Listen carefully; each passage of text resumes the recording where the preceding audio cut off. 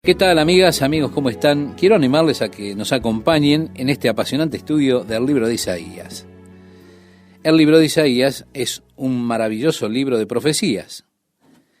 Desde ya, el libro más grande de profecías que tenemos en la Biblia, y parece que Dios le dio a Isaías una muy clara visión de la obra redentora de Jesucristo, más que a cualquier otro de los profetas del Antiguo Testamento.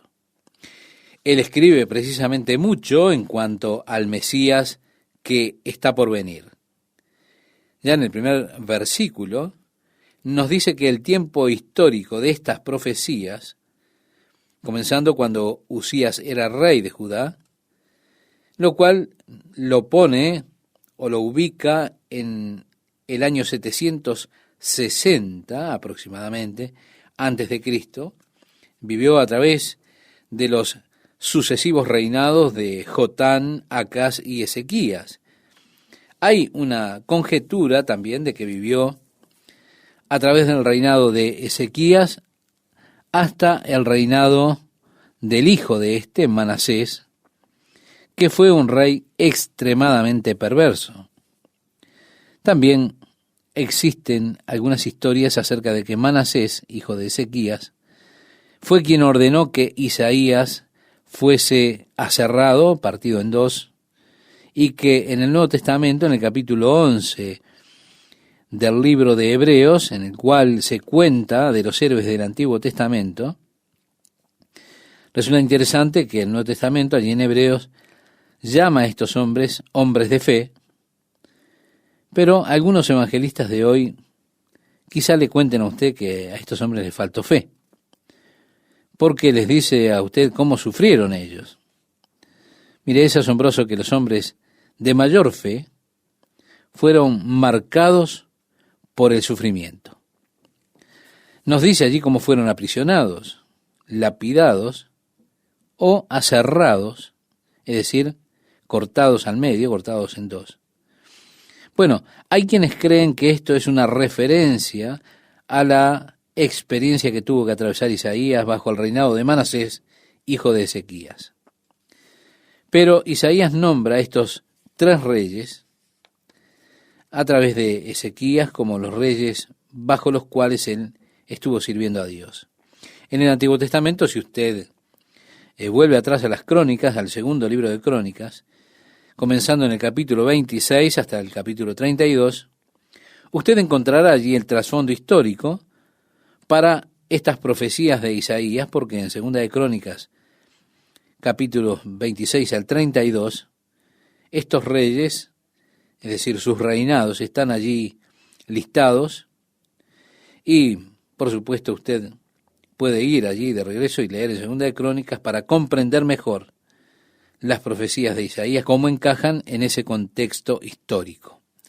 Es que siempre hay un valor muy importante en entender el mensaje del profeta a la luz de su contexto histórico. Es decir, las cosas que estaban sucediéndole a la nación en el tiempo en que fue dada la profecía. Parecería que los primeros 5 capítulos de Isaías son o tienen lugar durante el reinado de Usías. Usías era un rey muy popular. En el capítulo 6 registra Isaías la muerte de este rey, Usías, y el efecto resultante que tuvo sobre su propia vida. Así que los primeros 5 capítulos son probablemente escritos durante ese tiempo de reinado de Usías, que era, reitero, un rey muy popular, un rey muy próspero sobre Judá. Leemos entonces el versículo 1 del capítulo 1, dice, visión de Isaías, hijo de Amós. Quiero decirle que no es el mismo profeta Amós, no tiene nada que ver con el profeta Amós. Visión de Isaías, hijo de Amós, la cual vio acerca de Judá y Jerusalén en días de Usías, Jotán, Acaz y Ezequías, reyes de Judá. Es como si fuera que el hombre no está escuchando nada más que lo que pasó en ese tiempo. Como si fuera que Israel también no le estaba prestando oído a la palabra del profeta. Así que Tiene Isaías que llamar a los cielos y a la tierra a escuchar. Es bueno preguntarnos, ¿alguna vez se ha sentado usted en una conversación y usted está hablando y levanta los ojos y nadie le presta atención a sus palabras? Parece que las personas no están escuchando más, como que se aburrieron. Entonces Isaías dice, oíd cielos y escucha tu tierra. Esto indica como que el hombre no está escuchando la palabra de Dios. Por eso él está llamando a los cielos y a la tierra para dar testimonio de lo que Dios ha hablado. Y Dios da aquí sus actas en contra de la nación de Judá. También es interesante que al leer usted esto en contexto histórico, Usías aparece como un rey bastante justo. Parece que bajo su reinado hubo un avivamiento hacia todo el pueblo. Ellos iban al templo, observaban el Sabbat, bajo el reinado de Usías también guardaron esos días de fiesta, aunque había una forma de religión exterior. Con todo, el Señor está llamando a la nación porque detrás de todo esto Dios levanta esta acta de acusación en contra de Judá todo el tiempo. Y dice, porque habla Jehová, crié hijos y los engrandecí, y ellos se rebelaron contra mí. Vemos, es la primera acta de acusación, y esta dice que sus propios hijos se habían rebelado contra él. Resulta interesante ver que Dios da esta figura de padre e hijos a la nación de Judá en este tiempo, aun cuando todavía vemos la misma figura al ser hijos de Dios, pero Dios dijo que fue Él que nutrió estos hijos, y ellos se rebelaron en contra de Él. Puse de manifiesto estos hijos y ahora ellos se rebelan en mi contra, diría en otras palabras. Se han vuelto peor que los animales. ¿Por qué? Porque dice a continuación, el buey conoce a su dueño, el asno el pesebre de su señor. Israel no entiende, mi pueblo no tiene conocimiento. En otras palabras, les está diciendo, al menos un animal tiene suficiente sentido innato. Un buey, decimos un tonto buey, pero un buey tiene suficiente sentido como para conocer quién es su dueño. El burro tiene suficiente sentido para conocer dónde está el pesebre de su amo. Hace unos años en Jerusalén se cometió un crimen. El criminal, al escapar, dejó a su burro en la escena del crimen. El detective, que conocía un poco de las escrituras y que estaba ocupado de este caso, vino y dijo, bueno, vamos a dejar libre al burro. Y así hicieron, lo dejaron libre, siguieron al burro, y el burro los condujo al pesebre de su amo. Evidentemente el hombre, el criminal, fue apresado allí. El burro tenía suficiente sentido para conocer el pesebre de su amo. Pero Dios dijo, Israel no me conoce, mi pueblo no me considera. No han tomado a Dios en consideración, que Dios estaba proveyendo para ellos. No me conocen. Parece que está quejándose Dios en contra de su pueblo. ¿Cuánto tiempo tendría usted un perro si éste le atacase cada vez que usted va hacia el patio a darle de comer? Usted tendría finalmente que arrojar la comida por la ventana, en donde cada vez que usted saliera al patio, éste vendría y lo atacaría viciosamente, mordiéndole cada vez un poco más. Con todo, si extraños o un ladrón entraran al patio, quizá el perro sale moviendo la cola y sosteniéndole la linterna.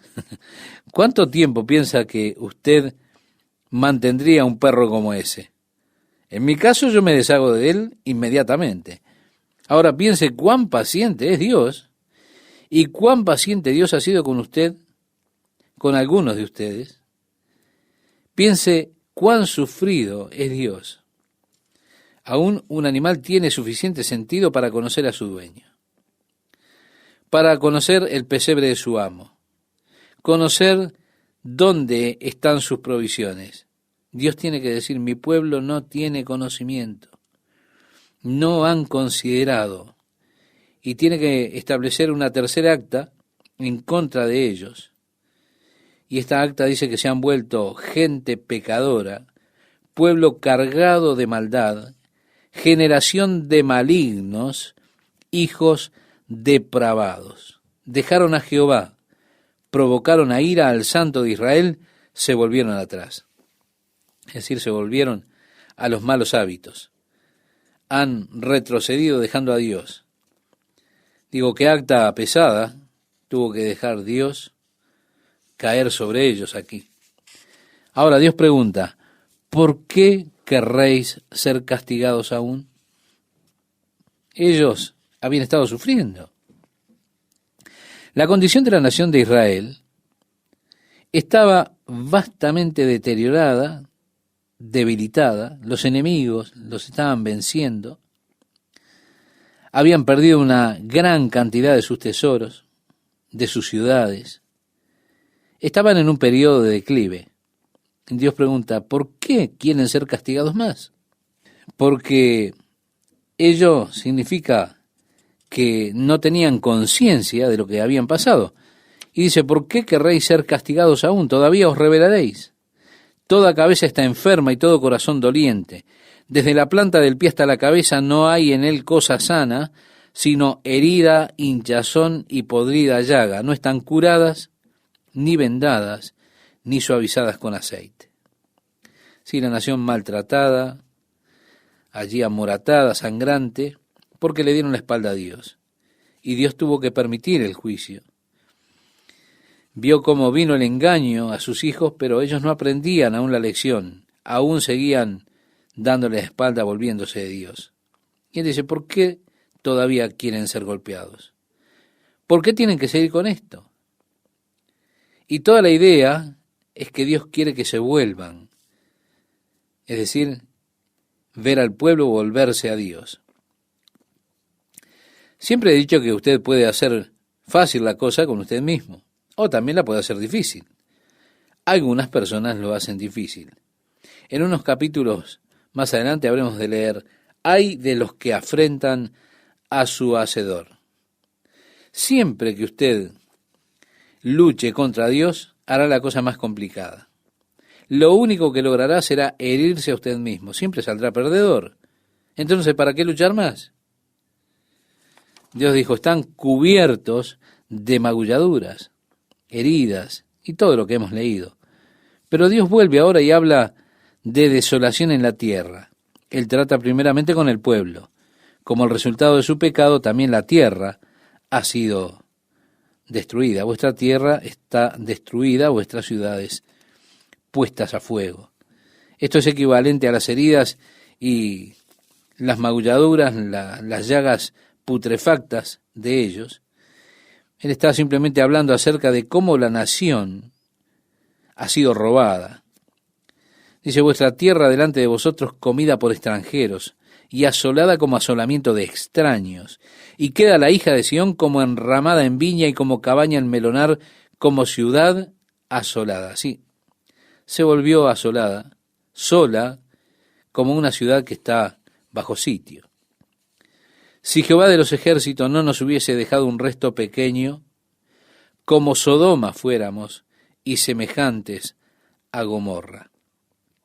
Al menos Dios ha tenido piedad de un pequeño remanente que fue dejado allí, porque si no, hubiesen sido borrados totalmente como lo fueron Sodoma y Gomorra, hubiesen sido totalmente devastados. Continúa diciendo, príncipes de Sodoma, oíd la palabra de Jehová, escuchad la ley de nuestro Dios, pueblo de Gomorra. Así que Dios trae la referencia de Sodoma y Gomorra, la destrucción que tuvieron ellos por causa del juicio de Dios, y le habla a Jerusalén como si fuese un presente Sodoma y Gomorra, como si nosotros, en un sentido figurativo, hablásemos de esa manera. Así que Dios entonces le habla a Jerusalén, o habla de Jerusalén, como si fueran Sodoma y Gomorra. En Apocalipsis, Juan recoge la misma figura, usa esta figura, la cual es Sodoma espiritual, dice. Y dijo esto en cuanto a Jerusalén, donde los cuerpos de los profetas fueron inmolados. En el capítulo 1, versículo 11 leemos, ¿para qué me sirve, dice Jehová, la multitud de vuestros sacrificios? Él entra ahora en el aspecto religioso de la vida de los integrantes de la nación. Y al entrar en estos aspectos, Dios muestra que la forma exterior de religión no sirve para nada. Dios no está interesado en formas religiosas. Dios está interesado en el corazón de las personas. La actitud de su corazón es por lejos más importante para Dios que todas las acciones religiosas que podamos tener. Hay muchas personas que atraviesan por las acciones correctas, es decir, viven haciendo cosas correctas, pero con actitudes equivocadas. Y esta es una condición triste. Dios está interesado en la actitud de su corazón. Y por supuesto, esto está ciertamente manifestado en el Sermón del Monte, donde Jesús habla de la importancia que tiene para Dios la actitud. Siguiendo la lectura, nos dice, ¿para qué me sirve, dice Jehová, la multitud de vuestros sacrificios? Hastiado estoy de holocaustos de carneros y de cebos de animales gordos. No quiero sangre de bueyes, ni de ovejas, ni de machos cabríos. ¿Quién demanda esto de vuestras manos cuando venís a presentaros delante de mí para hollar mis atrios?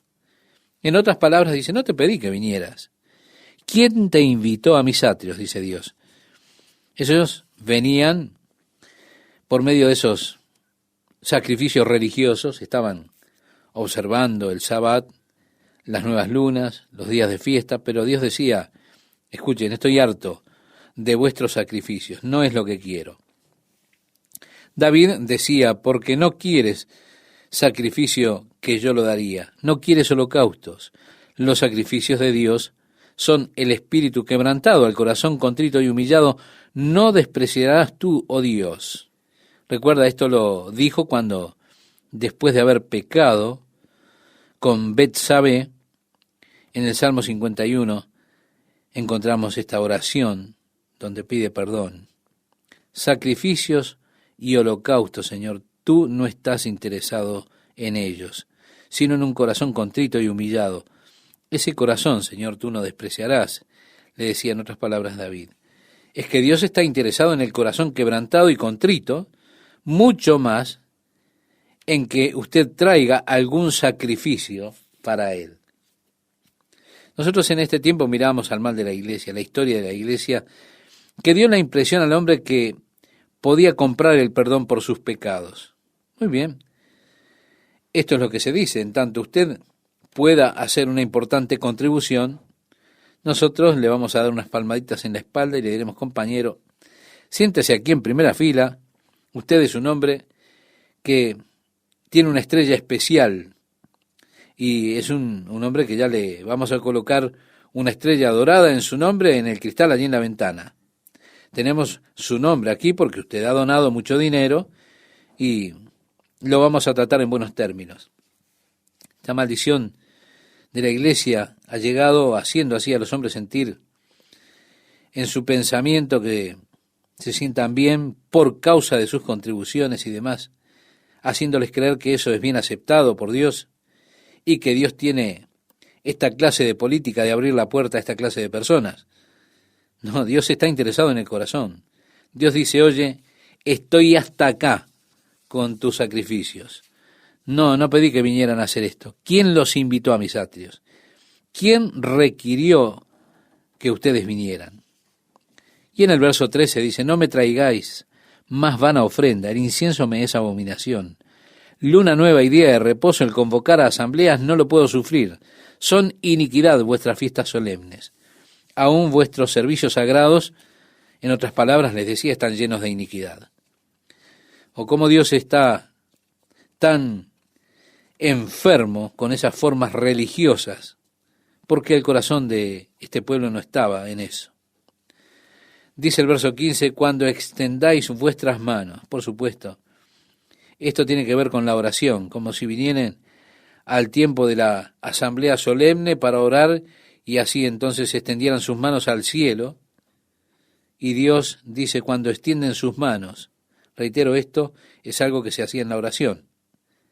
Yo esconderé de vosotros mis ojos. Asimismo, cuando multipliquéis la oración, yo no oiré. Llenas están de sangre vuestras manos. Aquí está Dios mismo declarando que hay algunas oraciones que Él no ha de escuchar.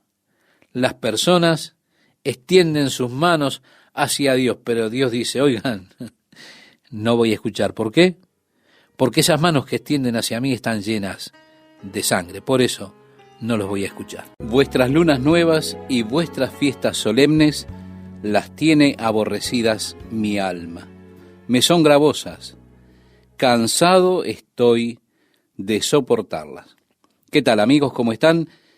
Es un verdadero placer para mí estar con ustedes una vez más compartiendo estos momentos con la palabra de Dios. Por lo que hemos leído, vemos que Dios está enfermo de las formalidades religiosas. Si su corazón no está precisamente en lo que Dios demanda que usted haga. Dice además, cuando extendáis vuestras manos. Por supuesto, esto es en su oración, tiene que ver con su oración. Cuando ellos llegaban al momento de la asamblea solemne, iban a orar, ellos extendían las manos al cielo. Por eso Dios dice, cuando extendáis vuestras manos, y esto tiene que ver con la oración. Yo esconderé de vosotros mis ojos. Asimismo, cuando multipliquéis la oración, yo no oiré. Llenas están de sangre vuestras manos. Dios mismo declara aquí que hay ciertas oraciones que Él no ha de escuchar. Y esto es importante que lo resaltemos. Porque hay personas que extienden sus manos a Dios y Dios tiene que decirles, yo no te voy a escuchar. ¿Por qué? Porque esas manos están llenas de sangre.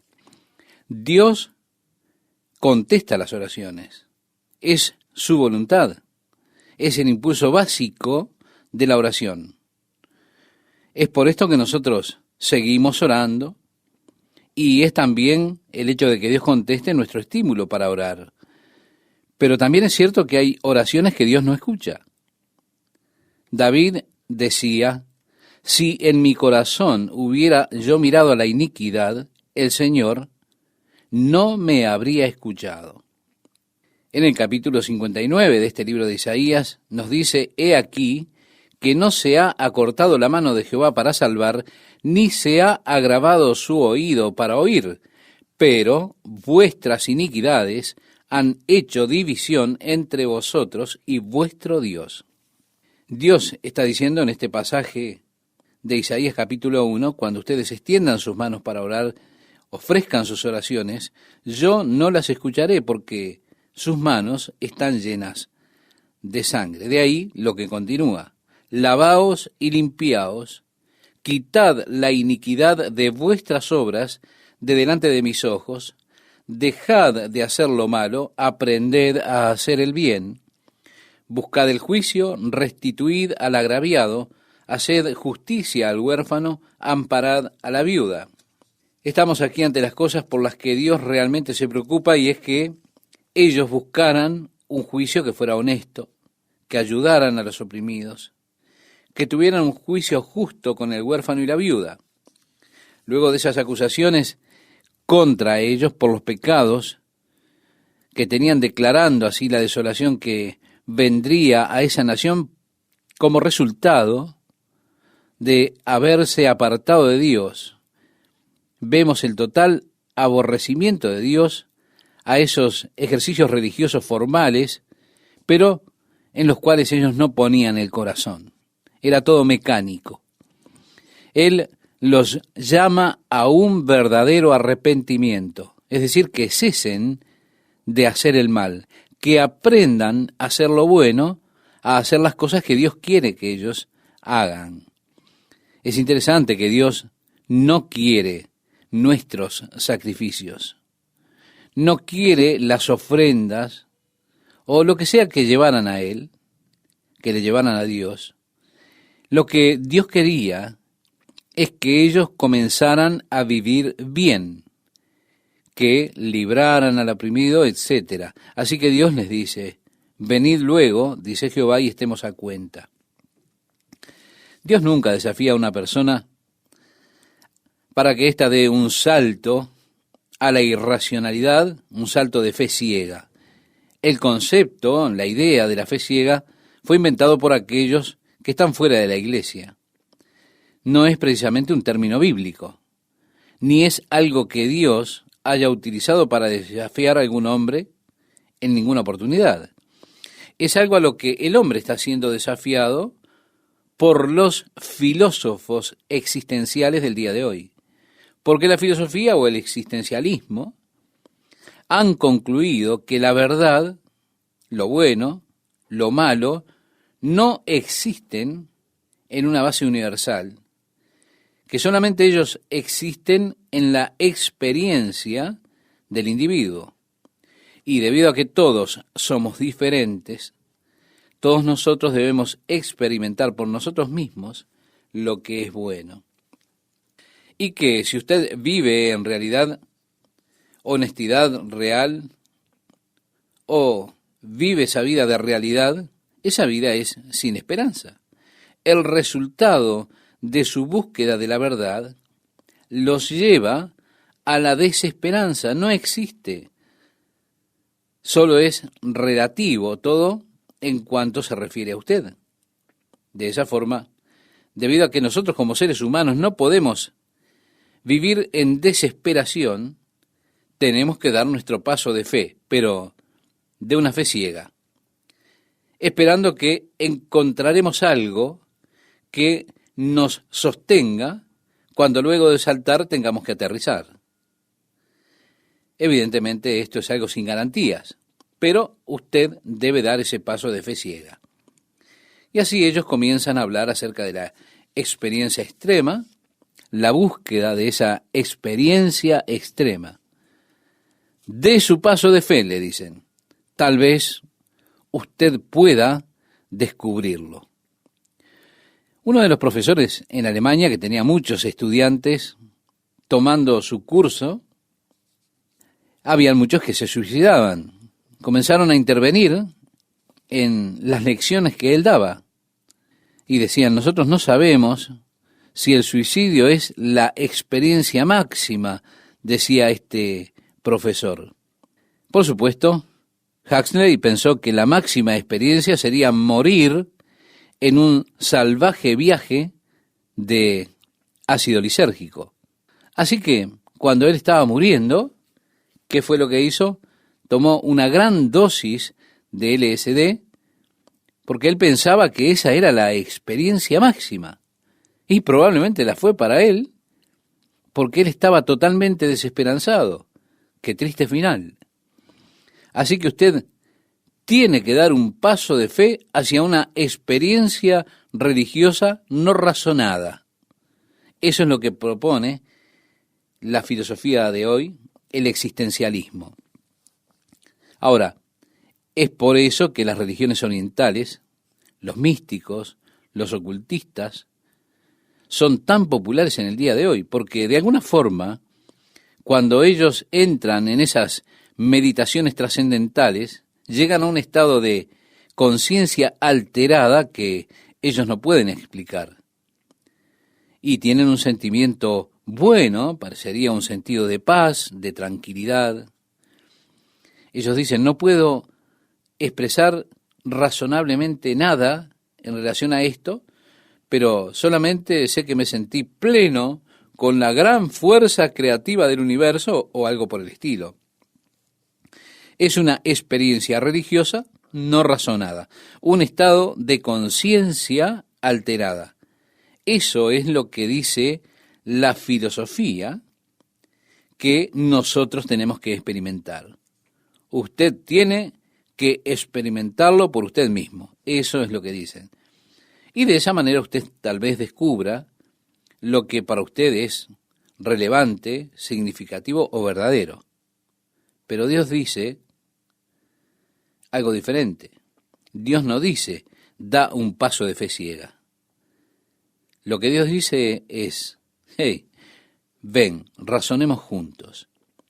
Porque Dios quiere que usted sea razonable. Venid luego, dice Jehová, y estemos a cuenta. No se trata de una experiencia religiosa no razonada. Dios le dará a usted una razón y una base, un fundamento para su paz. Dios le da a usted una razón por la que usted está molesto quizá. Una razón para experimentar la verdadera fe, la que Dios da, cuando llega a esas situaciones en las cuales usted se encuentra molesto, o tiene confusión interior, o quizás siente un vacío interior. Precisamente allí Dios le dará a usted una razón para creer y confiar en Él. Una de las áreas donde tenemos la mayor evidencia de que Dios escribió el libro y que Dios sabía de lo que Él estaba hablando es en el área de las profecías.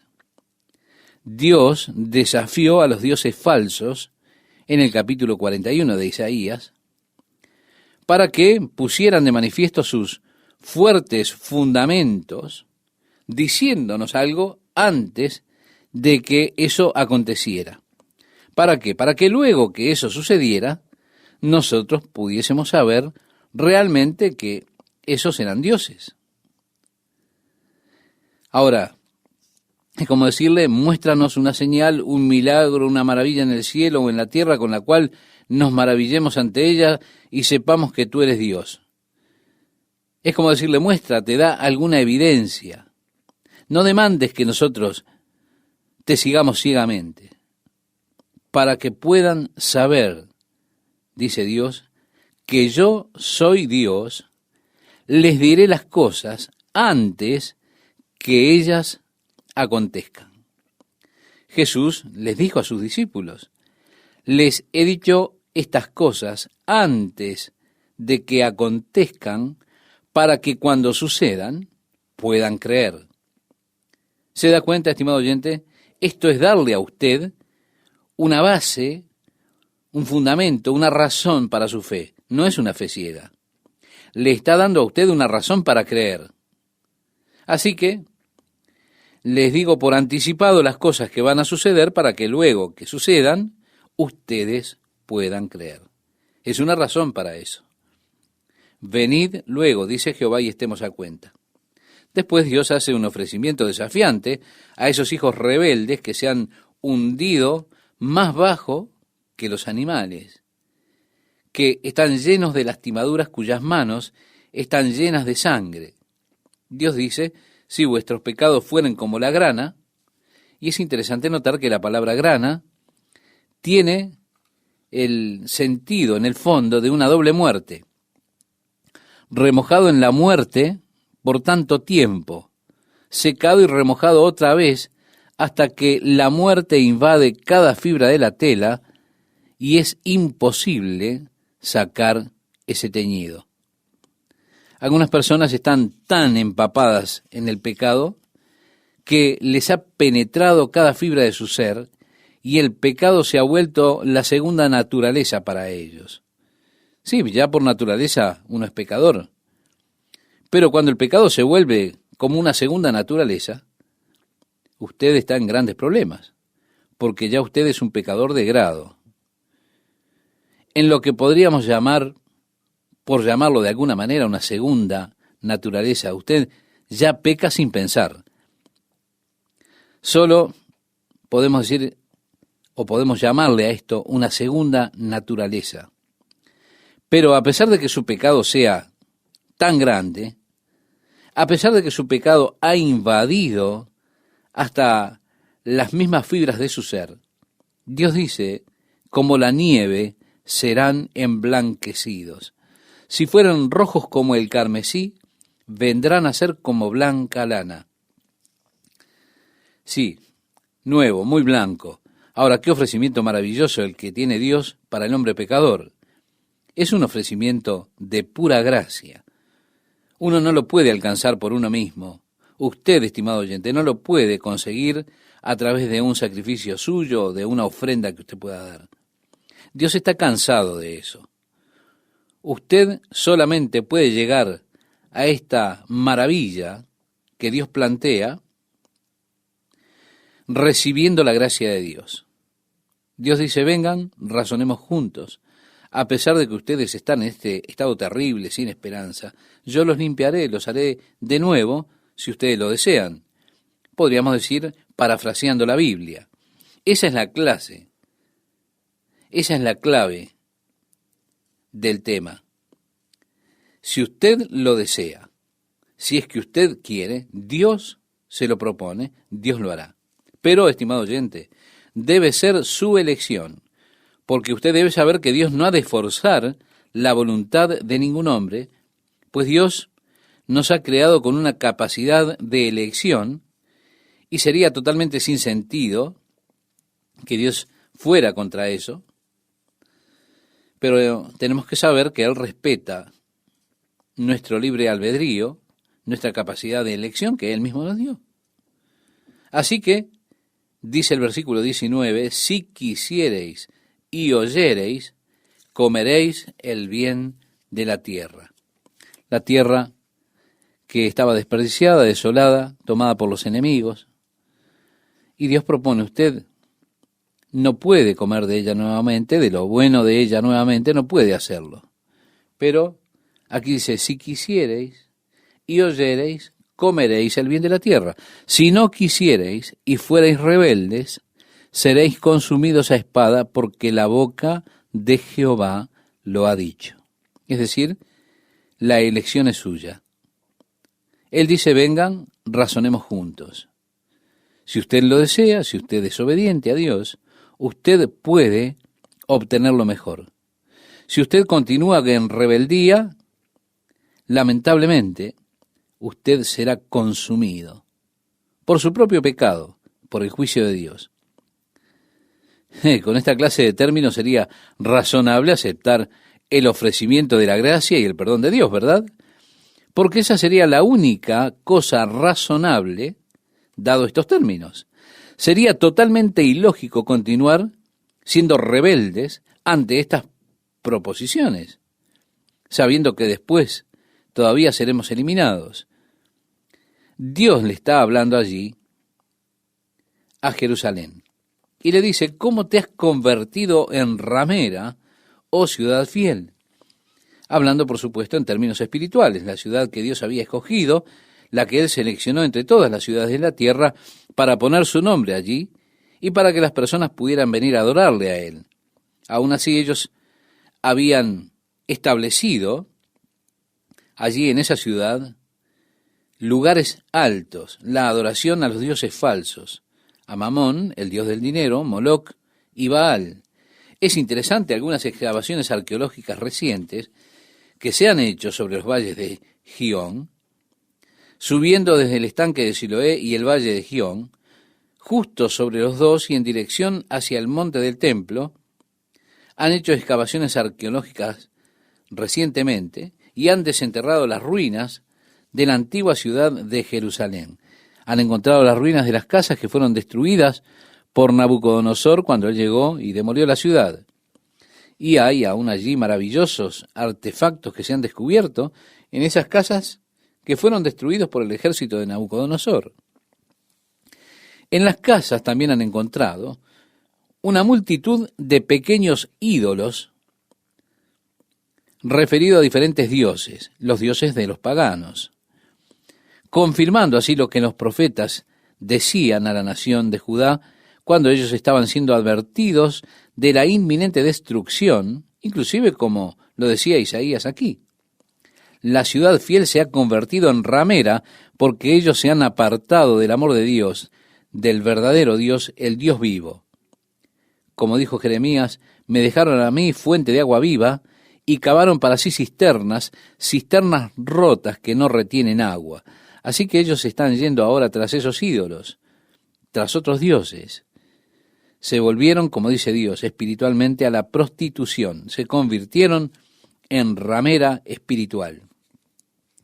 Desde el verso 21 en adelante podemos leer, yo le invito a usted a que le dé lectura hasta el versículo 26, por supuesto.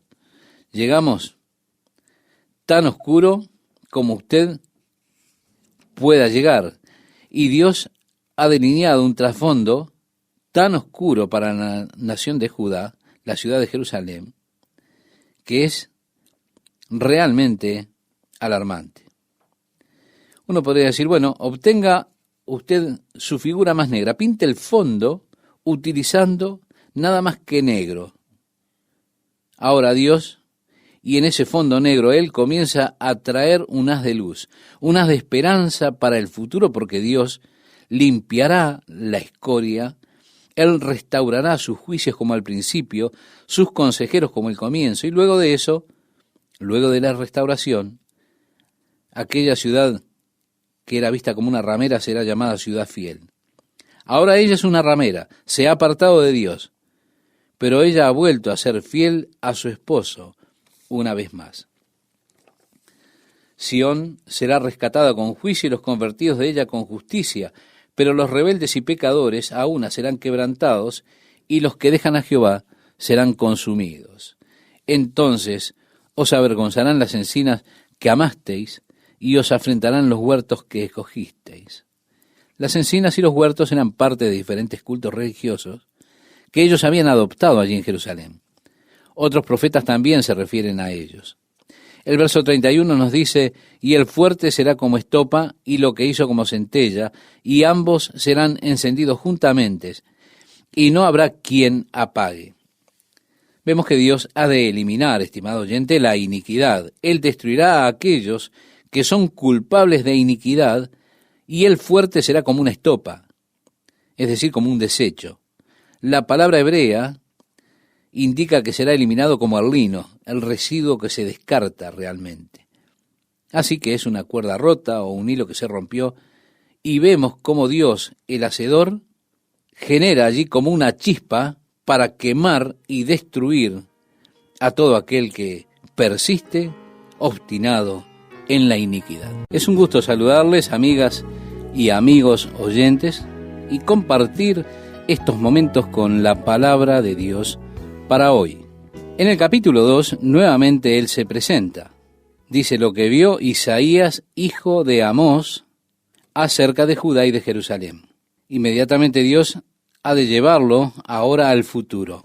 Dice así, acontecerá en lo postrero de los tiempos, que será confirmado el monte de la casa de Jehová como cabeza de los montes, y será exaltado sobre los collados, y correrán a él todas las naciones. Isaías va desde la oscura y descolorida historia de Judá, de Jerusalén, hacia adelante al día a un futuro cuando Jesucristo el Mesías vendrá y ha de establecer su reino. Los judíos, como decían las Escrituras, mirarán al que traspasaron y le reconocerán y llorarán por él.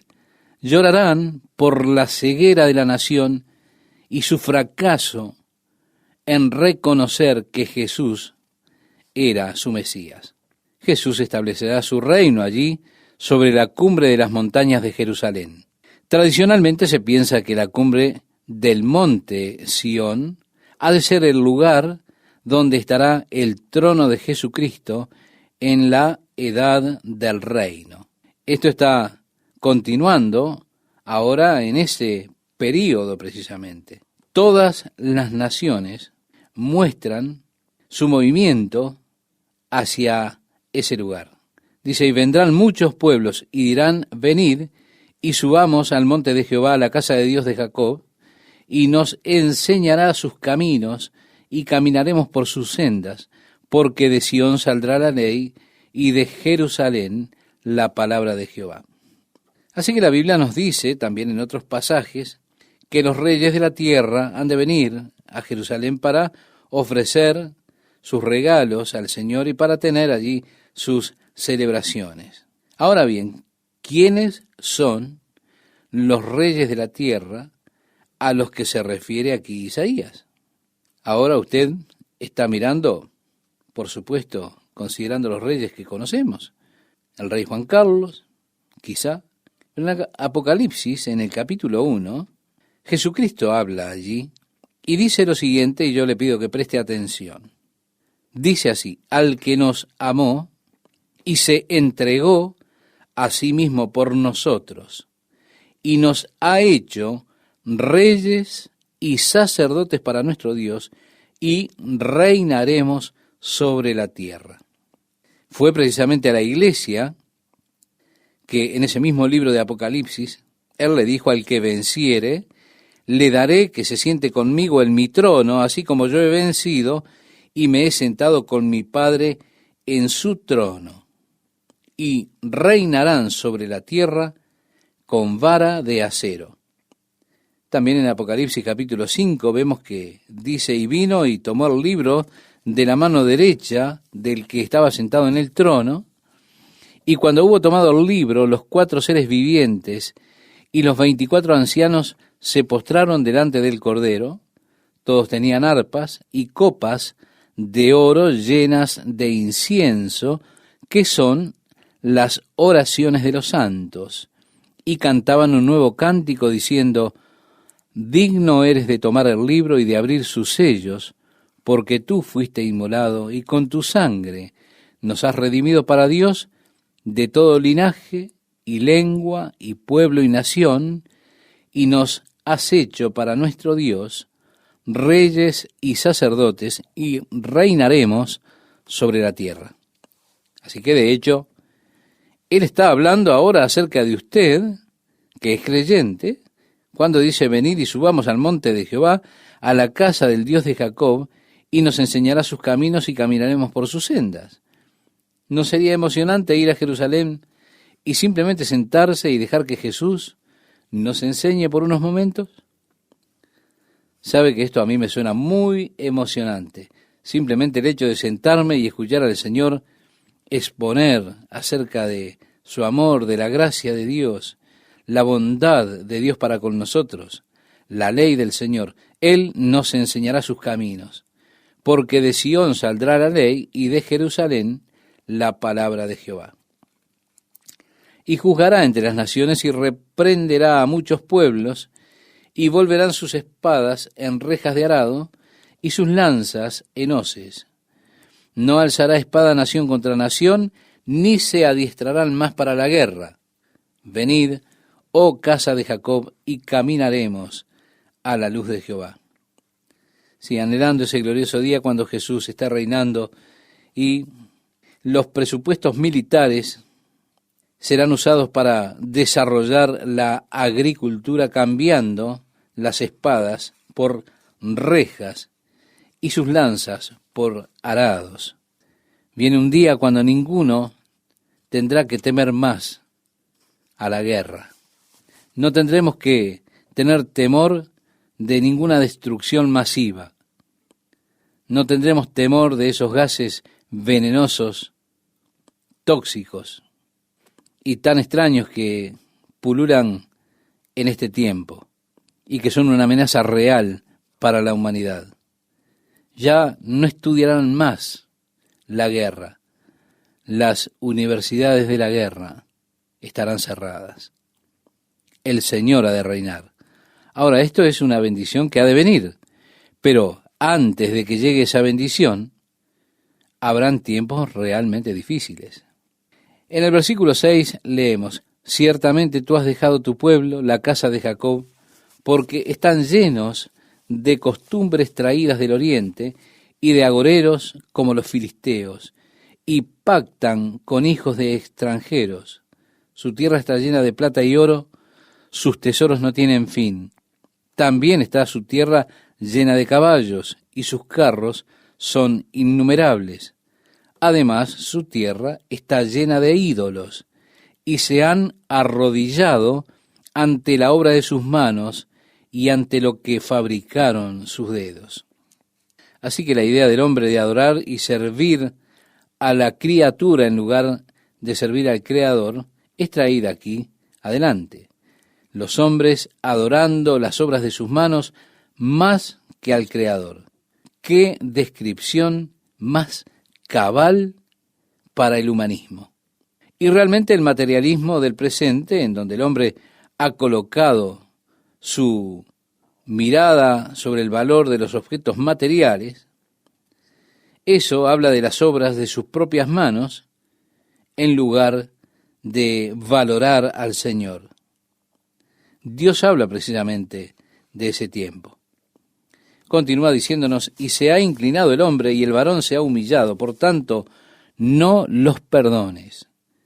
Métete en la peña, escóndete en el polvo de la presencia temible de Jehová y del resplandor de su majestad.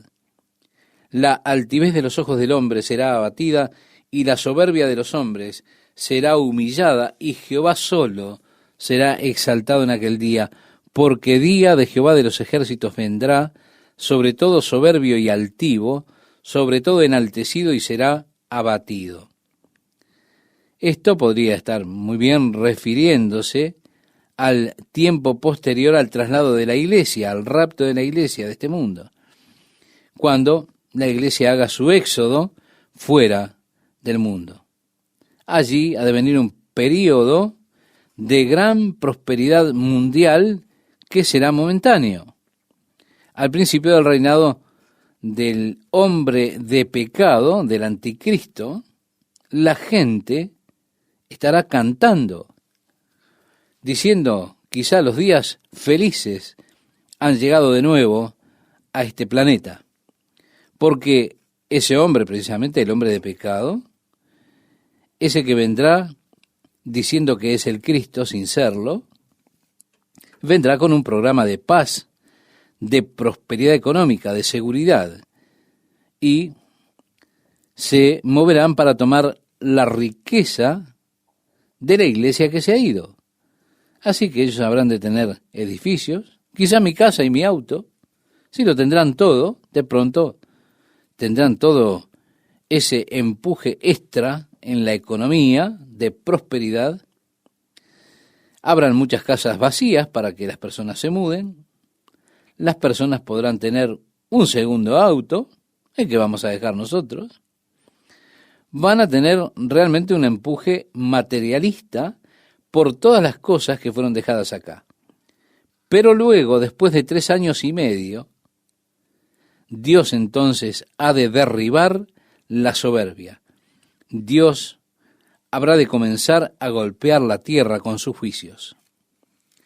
Porque día de Jehová de los ejércitos vendrá sobre todo soberbio y altivo, sobre todo enaltecido y será abatido, sobre todos los cedros del Líbano altos y erguidos, y sobre todas las encinas de Basán, sobre todos los montes altos, y sobre todos los collados elevados, sobre toda torre alta y sobre todo muro fuerte, sobre todas las naves de Tarsis, y sobre todas las pinturas preciadas. La altivez del hombre será abatida y la soberbia de los hombres será humillada, y solo Jehová será exaltado en aquel día, y quitará totalmente los ídolos, y se meterán en las cavernas de las peñas y en las aberturas de la tierra por la presencia temible de Jehová. Estimado oyente, usted recuerda en Apocalipsis cuando nos encontramos con el 6º sello, se dice, y clamaron a las rocas y a las montañas, caigan sobre nosotros, escóndanos de la faz del Cordero, porque el día de su ira ha llegado, ¿y quién podrá estarse en pie? Si se meterán en los huecos de las rocas, en las cuevas de la tierra, por el miedo al Señor, y por el resplandor de su majestad, cuando Él se levante para castigar la tierra. Dios dijo, una vez más, habré de sacudir esta tierra hasta que todo pueda ser sacudido, se sacuda y hasta que lo que no pueda ser sacudido se mantenga. Todo este magnánimo trabajo de los hombres, me gustaría estar en el centro de los ángeles cuando comience este movimiento a gestarse. Todo ese trabajo magnífico que han hecho los hombres será derribado. Aquel día arrojará el hombre a los topos y murciélagos sus ídolos de plata y sus ídolos de oro que le hicieron para que adorase, y se meterá en las hendiduras de las rocas y en las cavernas de las peñas por la presencia formidable de Jehová y por el resplandor de su majestad cuando se levante para castigar la tierra. Usted, estimado oyente, lee cómo en Atenas, también en Italia allí, después de los terremotos, las personas quedan viviendo afuera. Ellos tienen miedo de regresar a sus hogares por causa precisamente del terremoto. Sería la misma experiencia aquí sobre una base mundial, en la cual todas las personas tendrán miedo de moverse, de ir a sus casas, y se meterán en alguna cueva o algo para vivir por un tiempo, por temor al movimiento de tierra que tendrá lugar cuando Dios sacuda terriblemente la tierra. El verso 22 dice: dejaos del hombre cuyo aliento está en su nariz, porque ¿de qué es él estimado? En otras palabras, nos dice que no confiemos en el hombre. Él tiene que respirar como usted. Mejor es confiar en Dios y poner su confianza en Él. Porque he aquí que el Señor Jehová de los ejércitos, continúa diciendo, quita de Jerusalén y de Judá al sustentador y al fuerte todo sustento de pan y todo socorro de agua, el valiente y el hombre de guerra, el juez y el profeta, el adivino y el anciano, el capitán de 50 y el hombre de respeto, el consejero, el artífice excelente y el hábil orador, y les pondré jóvenes por príncipes, y muchachos serán sus señores. Dios está hablando ahora, parecería, más de una situación local, cercana, que de algo a largo término, que ha sido hablado en el capítulo 2, o como ha sido expresado allí. Y continúa diciendo, y el pueblo se hará violencia unos con otros, cada cual contra su vecino, el joven se levantará contra el anciano, y el villano contra el noble, cuando alguno tomare de la mano a su hermano de la familia de su padre y le dijere, tú tienes vestido, tú serás nuestro príncipe, toma en tus manos esta ruina. Él jurará aquel día diciendo, no tomaré ese cuidado, porque en mi casa ni hay pan ni qué vestir, no me hagáis príncipe del pueblo. Pues arruinada está Jerusalén, y Judá ha caído, porque la lengua de ellos y sus obras han sido contra Jehová para irritar los ojos de su majestad. La apariencia de sus rostros testifica contra ellos, porque como Sodoma publican su pecado, no lo disimulan. ¡Ay del alma de ellos! Porque amontonaron mal para sí. Tienen la misma clase de demostración abierta, flagrante de su pecado, exponiéndolo como lo hacía Sodoma. No, ellos no lo esconden, sino que se han vuelto tan descarados en su deseo de ser reconocidos como pecadores, que lo hacen totalmente expuesto. Ay del alma de ellos, porque amontonaron mal para sí. Decid al justo que le irá bien, porque comerá de los frutos de sus manos. Esto es para confortar al justo en medio de toda esta devastación que ha de venir. Dios ha de ser bueno con el justo. Cuando Dios sacuda la tierra, habrá de ser bueno con usted. Decida al justo que le irá bien, porque comerá de los frutos de sus manos. Ay del impío, mal le irá, porque según las obras de sus manos le será pagado. Los opresores de mi pueblo son muchachos, y mujeres se enseñorearon de él. Pueblo mío, los que te guían te engañan y tuercen el curso de tus caminos.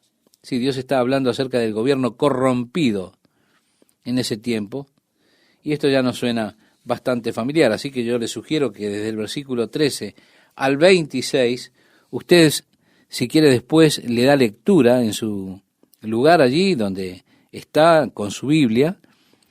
Yo le recomiendo que lea estos versículos, del versículo 13 al 26 de este capítulo 3 de Isaías. Dios está describiendo el juicio que ha de venir sobre Judá y Jerusalén por su iniquidad, hablando del orgullo, de los aspectos materiales de su estilo de vida, y cómo habrán de cambiar las cosas a causa de no haber tomado a Dios en consideración en sus vidas. Cómo Judá y Jerusalén fueron destruidas y desoladas por Babilonia. Ahora Isaías mira a través del Señor al futuro y dice, echarán mano de un hombre 7 mujeres en aquel tiempo, diciendo, nosotras comeremos de nuestro pan y nos vestiremos de nuestras ropas, solamente permítenos llevar tu nombre, quita nuestro oprobio. Es que era un reproche para las mujeres en aquellos días no tener un hijo. Pero habrá tal escasez de hombres que dice aquí que 7 mujeres echarán mano a un hombre y dirán, oigan, nos cuidaremos de nosotras mismas, proveeremos nuestra propia comida y demás, pero queremos quitar nuestro reproche y darle tu nombre a nuestro hijo.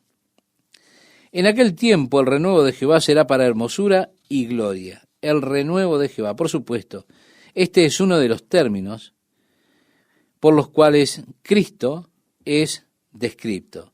El renuevo de Jehová. Él es llamado, de hecho, el renuevo de David. Y el siervo de Jehová, el renuevo, en Zacarías tenemos también el término renuevo, es usado en muchas partes de la Biblia como referencia a Jesucristo. Así que, prosiguiendo ahora con la oscuridad del juicio latente y los largos períodos de tiempo en los cuales los gentiles gobernarían hasta el día del Señor, cuando el Señor nuevamente reinará, Israel y Jerusalén serán benditas en el centro de la justicia de Dios sobre la tierra, usted puede dar lectura a este capítulo 4, desde el versículo 2 hasta el 6. Ya en el capítulo 5, versículo 1, leemos, ahora cantaré por mi amado el cantar de mi amado a su viña. Tenía mi amado una viña en una ladera fértil. La había cercado y despedregado, y si usted ha estado por la zona allí, sin duda tendrá una imagen mental de lo que dice aquí. Continúa diciendo, y plantado de vides escogidas, había edificado en medio de ella una torre. Estimado oyente, alguna de esas torres de vigilancia aún se las puede descubrir por allí. Ellos, mientras estaban cuidando los cultivos, estaban cosechando durante el periodo de verano y otoño, ellos vivían en esas torres que están en medio de los campos para precisamente vigilar desde allí. Habían construido en medio de ella una torre y hecho también en ella un lagar y esperaba que diese uvas y dio uvas silvestres. De esto nos ocuparemos en nuestra próxima emisión. Así que terminamos aquí y le invitamos a que siga con nosotros en la segunda parte de este programa.